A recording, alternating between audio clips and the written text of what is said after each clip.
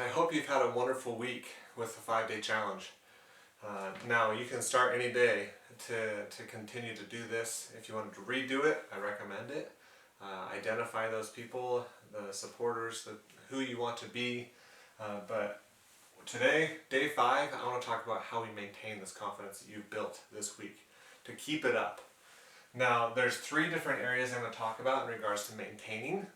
And I know you've seen things like this before, but common sense is not always common practice. And so it's really, really important for us to implement something and have set goals and procedures and processes to make sure that you keep this confidence level high. Now, the first thing that I want to talk about is daily in regards to what you're going to do on a daily basis. So categorize your notebook today into 3 categories: daily, monthly, yearly, so that we can talk about how we're going to maintain this confidence level that you have developed this week. The first thing that we're going to talk about with daily is your habits. So habits. Are your habits supporting the confidence that you have created? You may want to assess these things, so write down every habit that you think that you have. We talked about some things this week in regards to like your cell phone.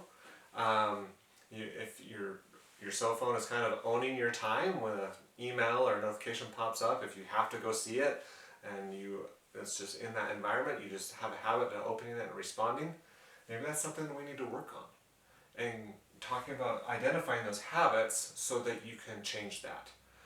You can adjust that. And you'll set goals in regards to, on a daily basis, that say, as soon as you walk in the door from your house, your cell phone goes in a drawer in a cell phone jail or whatever you want to create. You can do that. And that's how you're going to maintain overcoming that bad habit to create a really good habit. To be present for your family and to be successful and to be productive. And same thing goes for at work or wherever you're at the gym. Like, don't allow your cell phone and the notifications to take you away from your workouts. Like, you're going to be way more effective if you stay focused on that workout. So identify those habits that may be conflicting with your confidence. And then set goals that on a daily basis, I'm going to do these things to maintain the confidence that I created this week. So maybe it's 5 questions you ask yourself in the morning to keep yourself mentally alert and optimistic and a good attitude.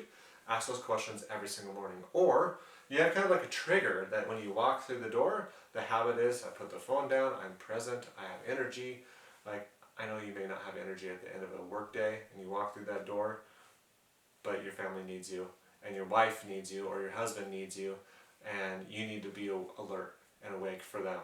So don't sit on the couch. Maybe that's another habit. Sitting on the couch watching too many episodes of Netflix, or playing a video game, or whatever it is. Like, there's so many different things that could pull you away from building the confidence that you've developed this week by being more assertive and really investing yourself into that. Now, monthly, we're going to measure the habits.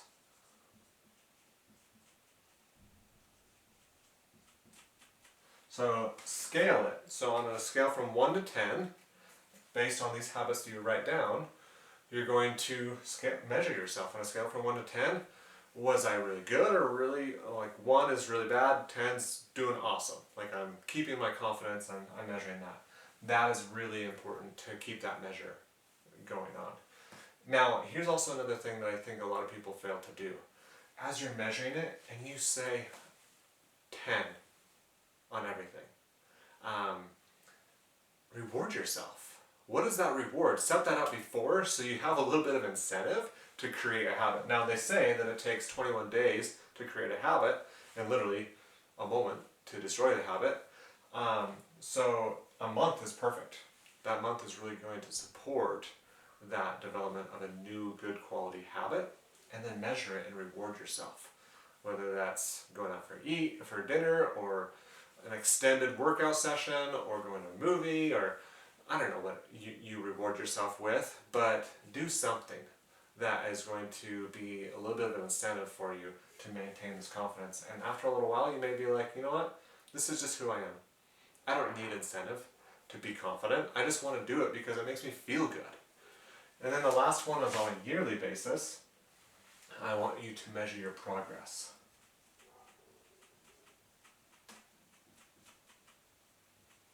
Now, progress is like, again, put all these things, you can do the measurement, but progress is a vision of where you were and where you are. And so identify those things. Maybe this is, I personally don't like New Year's resolutions because in February they all go away. I create goals whenever I feel like they need to, but maybe this is something that you implement. January 1, we sit down, identify new habits for the year. We're going to measure them on a monthly basis, and at the end of the year, December 31st or January 1st, we look at the progress of who I was at the beginning of the year and who I am now. And who wasn't I influencing, who am I influencing now? And those things, or what kind of dad was I at the beginning of the year, what kind of dad am I at the end of the year, or coworker, or contributor, whatever it is, you can really view that progress. And again, reward yourself. Hey, New Year's is a great time to reward yourself. Go out and have a good time with your friends, whatever it is. But maintain this confidence on a regular basis. Daily is going to be most likely the most important thing for you to assess those habits. Identify the habits that are not producing a confident you, and not supporting the dreams that you want to accomplish, and throw away those habits that are tearing you down, and put in habits. You can't just rip it out and then you just have a vacancy there. You have to replace it with something. So I've always been taught all my life from a very young age, if you want to get rid of something, replace it with something good. And so put something in place. Specific types of time with your family, if you're not going to be on your phone or working or whatever it is, really identify how you're going to assess that and how you're going to implement this. So day 5 is all dedicated to finding out how you're going to do this daily, monthly, and weekly, or yearly. And you may even add in a weekly thing, a weekly assessment that's going to do a measurement that's going to kind of go up to that. But I'm just going to add that in there because I think that's important. Weekly and measure.